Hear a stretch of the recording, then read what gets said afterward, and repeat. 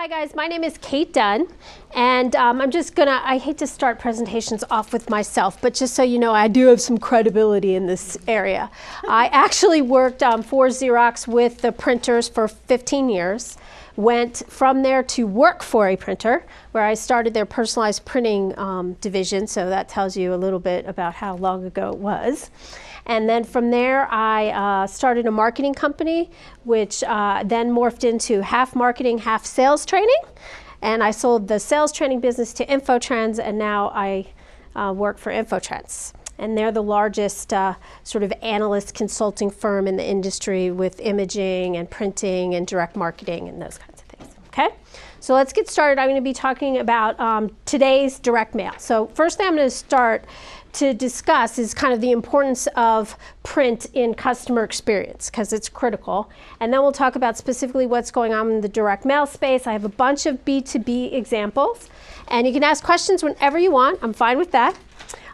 Is there anybody who's not in a B2B space? I think we had some nonprofits and some education. Okay, so I was thinking everyone was going to be from B2B space. I have a lot of experience in higher ed and nonprofit, so fire your questions. I should be able to handle them, even though I don't necessarily have pictures in here. Okay?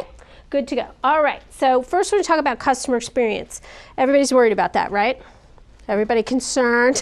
Okay, well, you're right, rightfully so. It's going to, by the year 2020, be the largest differentiator, and I think I actually have a slide about that. The largest differentiator it will be customer experience, not price, not product, but customer experience. And that's largely because there's so much competition, and improvements in technology come so fast today that even if you have a product differentiation, you can't typically hold it for long, or even if you have a price differentiation, your competitor's going to come back. So it's going to all be about how your customers interface with your brand or your company or your school or nonprofit. We did a study, InfoTrends did last year, and this kind of backs that up, and we asked a bunch of marketers, 800 of them as a matter of fact, enterprise marketers, so that's companies with more than 500 employees, what were their top priorities, and there you have it, customer experience was at the top of the list, followed by customer loyalty, and we could argue that those are both customer experience objectives. So really, it's all about customer experience. And now what goes into that? We also asked them, how does your company plan to improve the customer experience as it relates to your communication with your audience? And the top thing was better tailored offers. And the second thing was better data-driven personalization. And that's in relevant communication in both digital and print formats. Now, does anybody argue with that? Is that all an objectives that most of you are working on? Okay, good. Now, the reason for this is pretty common, but it bears going over again. So 61% of US consumers feel more positive about the brand when the messages are personalized, when the communication is personalized. 44% of customers are less responsive to non-personalized and non-relevant messaging. Makes sense, right? You don't pay attention to things you're not interested in. 53% are more likely to purchase from a brand that communicates with them, sends them relevant and personalized information. And 52% trust brands more that understand them, understand their preferences, and are showing that in their communication. Now, was anybody in a school? Okay, what school are you with? Okay. I have a 17-year-old daughter, so I'm going through the vast plethora. So because this is kind of my business, I've kept it all. Okay, the stack is about this big right now, okay? It's about this big for the ones that are personalized.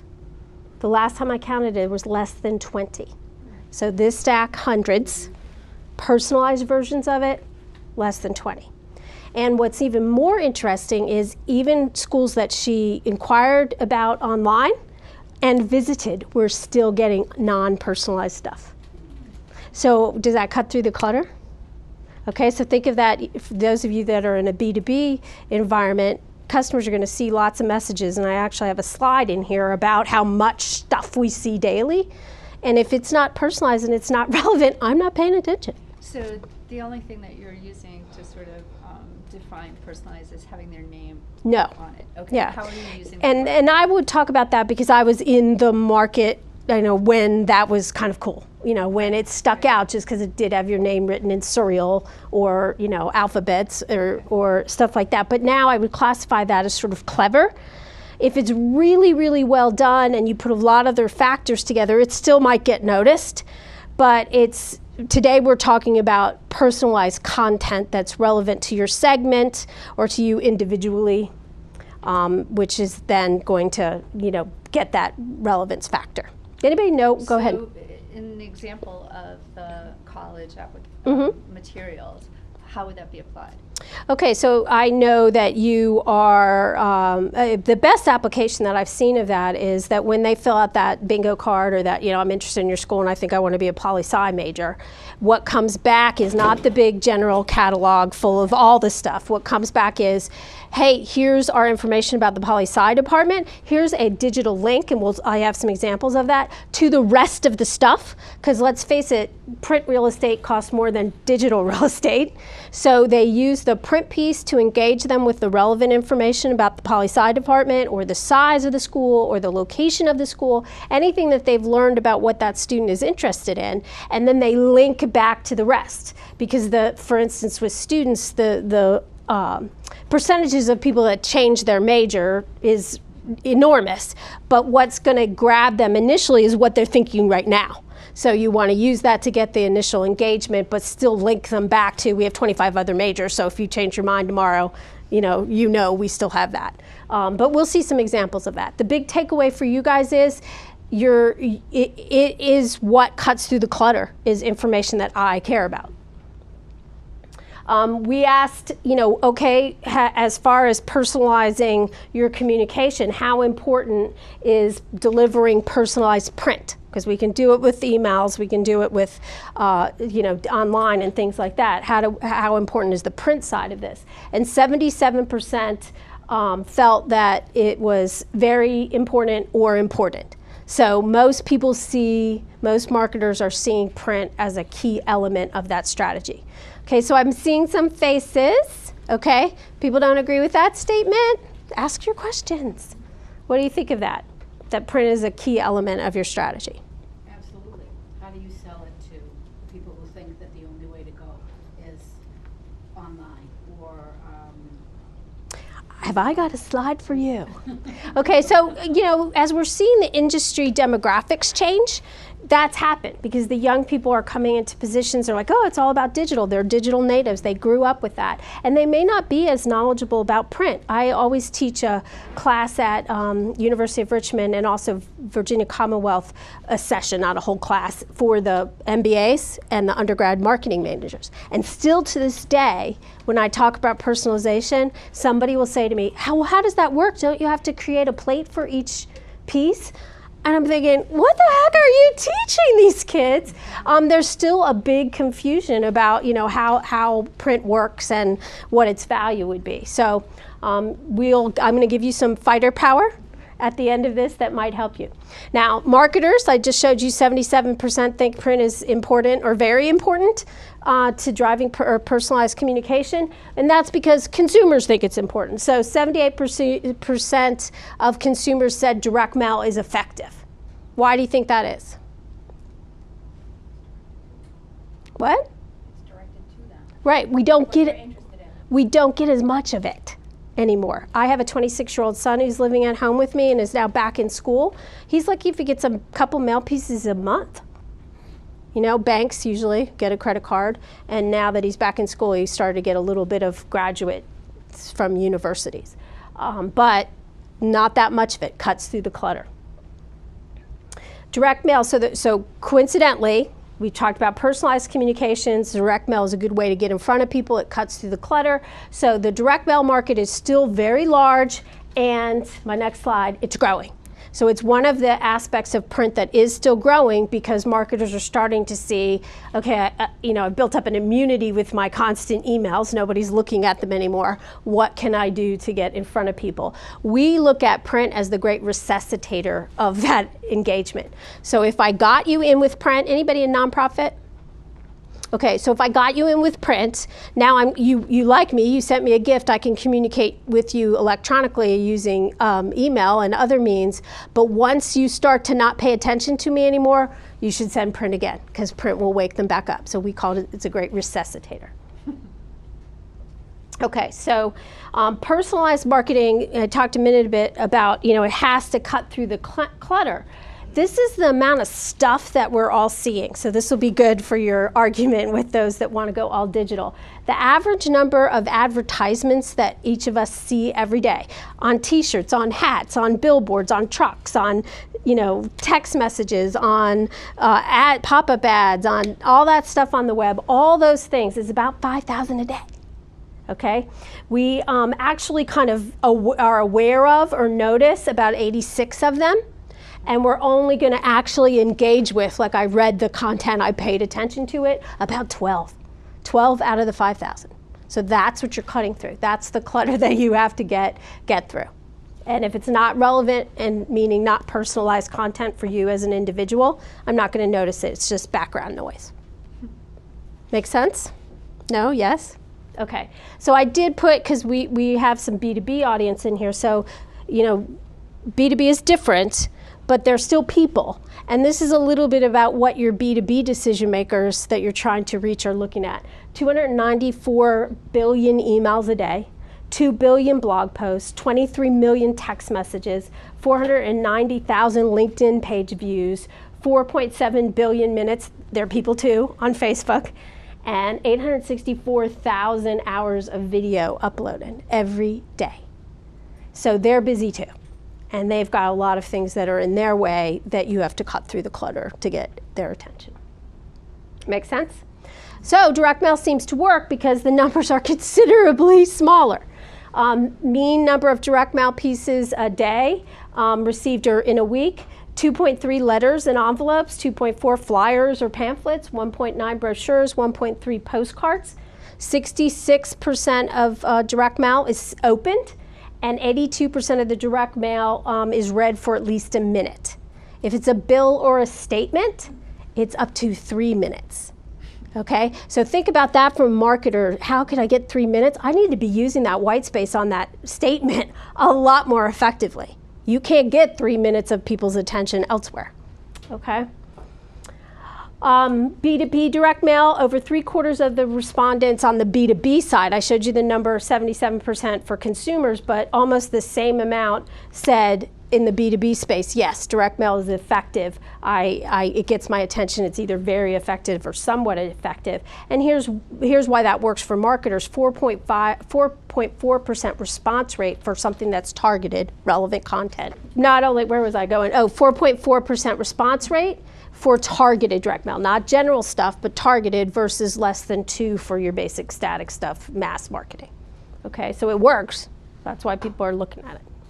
And so the big takeaway on top of that, you're all in competitive industries. You're competing with all the other universities. If you're a B2B, you're all the other people in your market segment. When we studied this at the end of 2015, we found that 61% of all campaigns right now are already either personalized, which means relevant messaging for that individual, or segmented, one to a few, we call it. So it's a segmented version of the messaging going to a section. So you have to ask yourself, if you're not doing it, your competitors are doing it. They're cutting through the clutter and your background noise.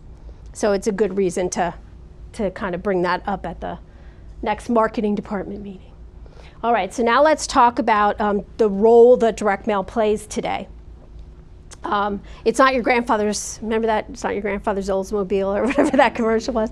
It's not your grandfather's direct mail. It's completely different today. So we'll talk about all the things that you can do with it. Number one, it's personalized. And I put this slide in there because these are all your major demographics here. Ages 18 to basically 65 on the upside. There's the percentages that either say direct mail is, yes, I open it, I read it, when it's personalized, or yes, slightly more paying attention to it when it's personalized. So that's a big chunk of those audiences that are paying attention to relevant direct mail. Does that make sense? They're more likely to read it. And then I pointed out in this slide, the question was asked, for which of the following reasons have you chosen to open it? And the top one, so the dark purple bar, I'm interested in the products and services that direct mail offers because I targeted them to your interests or to your segment. And number 2, the direct mail piece has information that reflects my needs and interests. Make sense? Okay, so it's personalized, it's relevant, so it's not just a name, it's actually relevant content, and it's much more visual. Okay, so think infographics on print. Infographics are easy to understand, that's why everybody's using them now, but you can do that with print too. So you can make things visual, they don't have to be all about the words, and you get things that are much more visual than what we would have sent years ago. Make sense? Next, it's outside of the digital stuff, which is just your eyes and sound, we can use texture and inks and embossing and even like really cool die cuts, which this company is like amazing at. I was loving everything that I saw on the walls. So you can engage them not just with the content and the words and the images, but now with the sense of touch as well. And now it's not just in one dimension. With the advent of your smartphone, which is now in everybody's hands, okay, I can link that physical direct mail piece to the digital world using any one of a number of ways to do it. So up in the left-hand corner there, we have a kind of die-cut piece. When you open it as a QR code, you scan the QR code, it takes you to content on the web. Down here in the bottom left-hand is actually a physical screen that's built into the direct mail piece itself. Now it costs a little bit more. This particular one was done by Salesforce, but if you're selling to an enterprise with 500 salespeople, that's a whole bunch of money on that sale, so they are willing to do this. When you opened it, it kicked off the little video that could run for up to, I think, 2 hours. That's really long. I wouldn't do that, but it's possible to do that. And it's an actual live screen, so someone's going to start talking to you when you open that direct mail piece. In the center is a campaign that I actually did when I had my marketing company. It's a big, huge box, and there's a Pearl. Everybody familiar with that? Personalized URL. So when the Pearl was printed here on the piece, you opened it up. Inside was this giant pencil, so who's going to miss that, right? And it had the Pearl on the giant pencil as well. What took them to a landing page where they asked a couple of questions, and then based on the results or the answers to those questions, they got relevant content back about how we were selling packaging at that point. So, how the various packaging solutions that you could use based on the size of your business and whether it was B2C or B2B. Okay? On this side, you have something called the Augmented Reality. Who's familiar with that? Okay, so in this case, we have sort of a travel brochure direct mail piece, but when you activate it using the Augmented Reality app, it comes alive sort of in a 3D. You can see it's like a ski slope or something, and then those are actually links that now are visible. So if I want to ask more or find out more information, I can touch those buttons on my screen and go to even more content. And then down here is just a simple version, basic thing, postcard with a personalized landing page that I can go fill in, take me to specialized content on a website somewhere, a landing page that has specialized content for me. Yes? On QR codes, they were really big, and now they seem to be kind of going away. I get pushback on them because people say that they're ugly. Is it a viable opportunity? It is a viable opportunity, and here's my explanation of that. I think we, as an industry, the printing industry, got so carried away with them when they came out that we were slapping them on everything without a whole bunch of thought process to it. So we kind of turned people against it. For instance, some of the best, I saw people asking us to put them, and they would go to non-mobile ready websites. So I basically just taught you that I'm going to give you a really bad customer experience if you interact with us. They went to just their website. Well, what's the point of that? I could have typed it in probably easier than I could have gotten the app and scanned it. So I think we taught them that, hey, I don't think you're going to get a lot of value out of this. But when you use it correctly, it's really powerful and it really works. And we have data that says that 80% of the population now knows what they are and knows how to use them. Yes. I think that's, not think that's true, but it's true that it's that they were popular and stuff, but the thing that, because where we work, they've been trying to like put them on things, and I always get the feedback that I feel it's kind of antiquated, and the sense that it's antiquated is that you have to download an app in order to use said QR code. Now, Right. if these mobile devices came with a QR code scanner app already downloaded, I think it kind of turns people off, because we just put one on something for a conference we held this summer, and I was like, you guys, I just don't think people are going to stand there with their cell phones and download said app and then scan the QR code. Like, maybe just give them a website, because they'll, like you said, type that in faster than they'll download an app. So, I don't know, I just don't think a lot of people tend to use them, because there's a whole extra step. There's an extra step, and it goes to customer experience. I got to download the app. I got to, in early days, you're trying to get it flat enough so you can get the QR code in it. It wasn't a particularly good customer experience, but the way I look at it, everything's an evolution, and we kind of prove the fact at that point that you could make the print interactive. Yeah, was it a little kludgy sometimes? Yes, but if the customer already has the app, it can be a good tool still. It's widely used in Europe and Japan. They don't seem to have any problem with it. We just do here. And I do think that it set the stage for what's to come.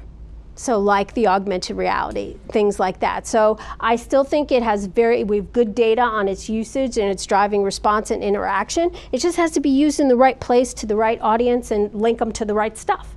Not like, unlike the rest of our marketing tactics.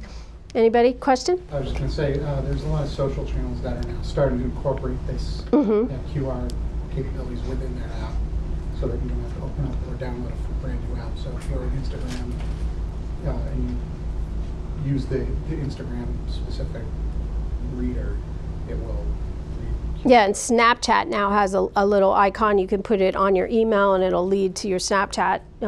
So I think what it proved is that, okay, we can drive people to online digital interaction with this. Maybe not always executed properly, but if used in the right places, plenty of success cases. So I think you just need to think through what's the best tool. Okay? Okay, augmented reality, that will be the next thing, okay? So it's going to be super powerful. So here's an example up on the screen. We have a flat, like flyer, direct mail kind of piece, but when I put my iPad up there, I can actually see it in 3 dimensions. I can turn it, I can look at it. There's a great example of a commercial toaster company, those toasters that are like the Hampton Inn that you buy, that it rolls around. Well, so they have to sell it, and you think about from a marketing standpoint, we want to take away distraction, right? So if I send you that brochure, what I might think to myself is, okay, but how big is it? Is it going to fit on the shelf that I have? What are the power requirements? Like all these questions that basically slow you down and distract you from continuing with your purchase transaction. So their execution of it, you put it on the counter where you were going to put it. It exploded out to 3D, the same image. You could see, was it going to fit there? You could see how the drawer opened, and was there going to be room there to clean the crumbs? It could spin around and look at the power requirements, like literally everything that would have made a purchasing person slow down was taken care of with the augmented reality. So that will be the next big thing, because it's going to take away distraction points, okay? Now, we already see things like QR codes used in catalogs. Patagonia, I think it is. Like, hey, is this going to fit? Whatever the question is, and you can link right to a video, and the video is going to, sell you much more than the flat picture and words. But that works, and that works with the QR codes in that capacity very well. Okay? Now, you said, how do I convince people? This is how. This one chart. Mobile applications, social print, so you can see single applications. If you add print to any single channel, mobile channel, social media channel, email channel alone, the response rate goes up by at least 17%. At least. And then that's, depending on the channel, could be even more. So the range is 17 to 34%. Okay, so just taking something, you're sending emails out all day long, adding print to that, you're going to see a response rate of at least 17%. Okay? And it works on action too. So the same thing is true with action rates. So take any single channel that you're using, social media, email, whatever, and add print to it, response gets better. Okay? Make sense? You're smiling? Okay. So those 2 slides can be really powerful. Okay. All right, so now let's look at some best practices on the direct mail side. First off, from the B2B side, not easy, super hard. That's why people are making millions of dollars starting lead generation companies and that kind of thing. It's hard to do because there's a lot going on. And we don't have sort of the emotionality that you might have with a consumer decision, which makes it harder. You have to engage with up to 7 decision makers is the logic today for enterprise companies. 7 people are involved in the decision. So even if I get your attention, it doesn't mean the other 6 were paying attention. So it's a very complicated task. Okay, so here's the list of the things that I think are the best practices, and then the next page is beyond a best practice, so we'll talk about that. But making sure clearly the right audience. The message needs to go to the right audience. You want to use relevant messaging, offers, imagery, anything. I've got some great examples of that. Make it visual. If you're going to spend the money on it, spend a little bit more to make it visual and tactile, get the attention of the audience that you want. Use simple calls to action. In B2B, really critical, don't give them a whole lot of things to do. They lose track and get distracted. You're better off one at a time, basically. Link it to digital because then you can track it, gives you tracking capability. And synchronize with your other channels. Don't just push the same message out across all the channels. Look at what is that customer's experience going to be when they see it as an email first or they see it as a print first. How can we make that synchronize those messages? And then last, from a B2B side, you have to follow up. That's where most B2B things go wrong. All right, so let's look at my thing that should always be included, which is with digital printing especially, we can test literally anything. So we don't do enough testing because I think from a marketer standpoint, we're thinking, oh my God, it's bad enough just to get the campaign out, let alone test things. We have so much to do. But you can cost effectively test things like the list, the offer, the calls to action, the images that you're using, the copy, the timing. All those things should be tested. Not all at once, one at a time. Okay, and digital printing gives you the ability to do that, even if after the fact it ends up being something that you're producing in mass quantities. I always start with this one because you guys have all heard that 40% list, 40% offer, 20% creative, right? Nothing proves this better than this example, because you can see this is not rocket science creative, right? It's not winning any awards, okay? So basically they're a bag company. They sell the bags that you put your purchase in at a retail store, okay? So this was way back in the beginning of personalization. They personalized it right there to the company that they were selling to and to the contact person. So the little post-it, Jill, Mary, John, Bob, okay? They had just pictures. Those are not relevant images. That's all the bags that they offer. And on the flip side, one thing I really liked that they did was they listed the actual reorder numbers that customer had purchased before. Again, I take away a distraction point. Had that not been there, oh yeah, good offer, I need some more bags, but I'm gonna have a stopping place. What do we order? So great tactic. They put the reorder numbers in there, had a great offer, get free shipping if you order today. It's relevant to what they're trying to do. And this was even before we had digital connection, so you're going to call, fax, or visit the website to order. Okay, simple piece. And they did a 7.7%. It was targeted, it was personalized, it was relevant, only a single channel in that case. And I don't know this for a fact, but I would bet they probably didn't even integrate it into the website, another common mistake back in the day. So we had a campaign running, website still said the same thing it always says, so people would get there and they wouldn't know where to go and you get distracted at that point. I would bet this happened back in those days. So really what we had was a really good direct mail piece that drove action. So 7.3% response, which was 6 times greater than what they were getting from their non-personalized versions of this. And they sold over 153,000 more bags than their normal campaign. Simple, not elaborate. It's not a super complex thing. Nobody spent a lot of time on the creative, but it works because it was the right audience, the absolute perfect messaging, good offer for what they were trying to get you to do, and they took away distraction points. Make sense? All right, so now let's look at some things that are a little bit more sexy. All right, so this one is a small business in the Gold Coast of Australia. It's an accounting firm. So they decided that they had a niche with small business owners that was owned by a couple, okay? So they did a piece to both of the people, okay? So really it's the same copy, except we're personalizing, you know, Jackie of all trades versus Jack of all trades, and then the male piece had a picture that looked like the male, and the female piece had a picture that looked like the female, and then they had email with it, and they had a landing page that matched the campaign, okay? So again, pretty simple execution. Targeted, relevant imagery and copy, because it was targeted to couples running a business together. Multi-channel, because we use print, email, and landing pages, and it linked to a survey. That's what was on the website. Tell me about your business challenges. Now they have that. They have the data to go back to them. Okay? So they ended up with, they didn't really have any statistics on this, but they increased their awareness, and they had a whole bunch more new leads. So for a small business, big deal. That's a good thing. Get some leads. Make sense? All right, so here's another one. We're getting more and more elaborate. So this is Vanguard Painting, and they are an industrial painting company. So they paint places like this, and they also do a lot of work for property management companies.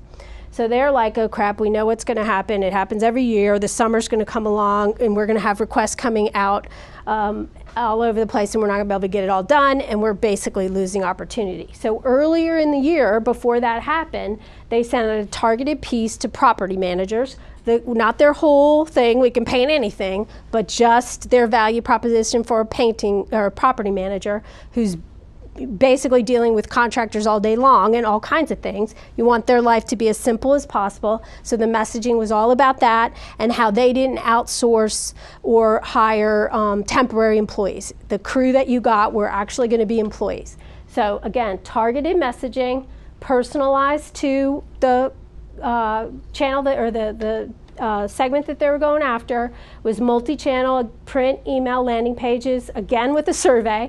Everybody likes that. Compelling offer and great timing. So they ended up with a 7% response rate. Okay, so we're getting good response rates here. 13% of the people that responded requested a quote to paint something, and they sold over $200,000 with the new businesses. So these are small businesses. Anybody work with small businesses? I mean, this is a huge windfall for a small business. Okay, makes sense? Any questions on that? Okay. The next one is Optum, and what they sell is, I think this is the one. Yeah, they sell readmittance, like programs to stop readmittance in a hospital. Okay, because obviously that you're judged on that.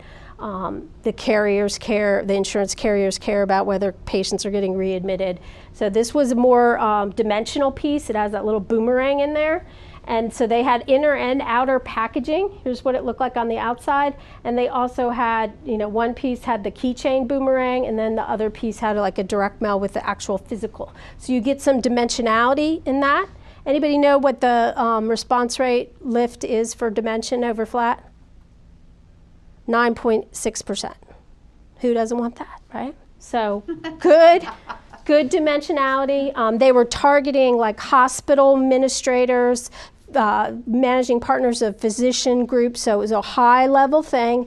They spent the money to make it tactile, dimensional, and personalized and relevant to whether you were a physician's group or a hospital. And so it's personalized, multiple touches, because they had the two campaigns, integrated channels, and they followed up, okay, because this is a big high ticket sale. You got to integrate the sales follow up. So they had 89% of the people they sent to made an appointment with a sales rep. That's freaking nuts, okay? But it was really relevant. 49% of the appointments they had ended up as qualified leads, and they had 50% of the appointments actually went to the next step of the sales cycle. Now, I don't know ultimately if they bought, but if you're doing a good job qualifying, you're moving through the sales funnel, okay? So showing you what can be done with a little dimensionality, double hit, 2 packages, both of them didn't look the same, but they were still branded, relevant copy, and the messaging was all about the risk associated with a poorly, having too many readmittances. Make sense? Okay, So let's go on to the next one. Now, Conductor is a web presence platform. So they can manage your non-paid channels and turn it into acquisition. So they look at, where you're mentioned on the brand, your SEO, stuff like that, and then they retarget that action to drive actual inquiries for business. So they had a piece that looked like this. It was Omnichannel. So it was highly targeted. They were going after retail segment of a certain size. So I think there was a very small targeted list here. Highly targeted, multiple account levels within the account. Because remember I said it's 5 to 7 typical decision makers in a big enterprise. So they targeted multiple people with the piece. Relevant content that was linked to where they might be in the buying stage, was visually engaging. They used a lot of infographics, and then they had follow-on tools promoting webinars and ebooks. So you're nurturing that interest. This is a high-level B2B sale. And they coordinated rep outreach with the marketing emails, direct mail, and then the nurture tactics of the webinar coming after that. So 27 new opportunities were generated and more than 600K in the pipeline. Okay, so why wouldn't you keep, you keep on doing this? Like, this is a best practice. So just keep changing the look of it, going with the messaging, and do that over and over again. You'd have a nice full sales pipeline. The next company, which is Textpack, and they sell robotic packaging solutions for like food manufacturers who package things. So they go all the way from like a craft down to a mom and pop that has developed a local brand of something. So what they wanted to do was kind of focus on the theme of the campaign was made to measure, how they can construct the right workflow for you depending on the size and what you were manufacturing. So this was a British company, so they used a Savile Row sort of shirt as the theme here. It's in a box. You've got the picture of the shirt in there. These are actually USB drives, the shape of cufflinks. How cool is that? So we have a premium item. And it's all boxed together, personalized to the industry that they were targeting. Relevant copy. So one thing we said to small businesses, another thing we said to giant corporations. And some of their customers are even multinational. So we had different levels of content there. So highly targeted, personalized, dimensional. They included a premium item in it, and their telesales follow up on these leads. 40% increase in appointments, 52% increase in campaign revenues, and their annual revenues the year that they ran this campaign were up by 22% that they attributed to the success of this campaign. Okay, working, selling big robotic manufacturing lines. Sounds like a big sale. Be worth spending some money on the piece. All right, but it also works with little companies. So here's a piece from Ben E. Keith, who is a food product distributor and alcohol spirits distributor. And he was going to a food show in Memphis, Tennessee, where he's going to be in front of like chefs and restaurant owners and that kind of thing. And he wants to get their attention and have them come to the booth. He had never gone to this particular food show before. So he was worried about traffic to the booth. So this is actually pre-die cut packaging that you can run through the digital press, personalize, and then fold up. So you don't even have to die cut it offline or anything like that. So he had 2 hits. He had a direct mail piece like this and then a piece like this. So 2 hits. The offer was a cruise to Alaska, which is relevant because if you've ever been in the food service industry, you can never take time off. So that was a big deal. I can't afford a trip and I can't take time off, but we're going to give you the trip. So it was relevant to the people. So little company, didn't spend a ton of money on it. Everything was digitally produced, but it was targeted to this food restaurateurs and chefs. Personalized, dimensional, great offer, and multiple touches, 52% response rate. Okay, highly because of a free trip to Alaska as a chance, but if you could drive 52% of the people you invited to your booth, that's fantastic for a trade show. Anybody have that kind of success? Not usually, okay? So it works big scale and it works little scale too. Now my last example here is for this company called Unity, which builds like a gaming development platform. Okay, so it's when all the gaming stuff is built on their platform. They actually have like a 50% market share. So they were like, heck, we're kind of exhausting what we can get out of this gaming world. Why couldn't you use our stuff for architectural things? So they're going to target architects who don't know anything about them. So they came up with this piece. It had multiple stuff in it. So we had a direct mail piece. We had a brochure that was included in the package. This actual real moleskin diary, which is apparently very common or very cool in London. You know, that kind of soft, leathery skin thing. And inside of that were images that could activate an augmented reality thing. So what this is doing is that's the actual architectural diagram that's coming up off the flat sheet to be three-dimensional on the smartphone or iPad or whatever you would use. Sound pretty cool? And they also had a item in there with the pen. So kind of elaborate package, but targeting the architects. You had multiple touches because you had direct mail and then this big package that had all the other stuff in there. Interactive, going to the augmented reality, really high impact stuff. I can now see a 3D architectural drawing coming off the page, and a strong call to action, which was to come to an event where they would have other architects there that were interested in using the software or the platform to develop architectural buildings and whatnot. Okay, cool? 54% direct mail engagement rate, so they can measure it. I can tell if you activate that augmented reality app and you look at it, and 289% of them were BANT qualified leads. Everybody know what that is? Budget, authority, need, and time frame. So that's, in the B2B world, the holy grail of a lead. So great job on that. And they targeted like the top architectural firms in Britain. Okay, any questions on any of that? Okay, I can see my educational person is like, how do I use this? Okay, let me tell you. I have seen some really cool stuff where there was a QR code, and when you scanned it, it went to the fight song, like just an audio recording of the fight song. Who wouldn't like that? Lots of good stuff that's kind of die cut, so it sticks out in the mail piece. Some people are really using personalization very well. It's very targeted. So you're getting like poli-sci information. You said you might want to play club softball, so that's in there. And then it links to the rest of the content. So it's going to be highly visible if you're interested in playing softball and there's a softball player on the front of your mailer. I'm going to pay attention to that. Great uses of that. On the nonprofit side, we had somebody from nonprofit.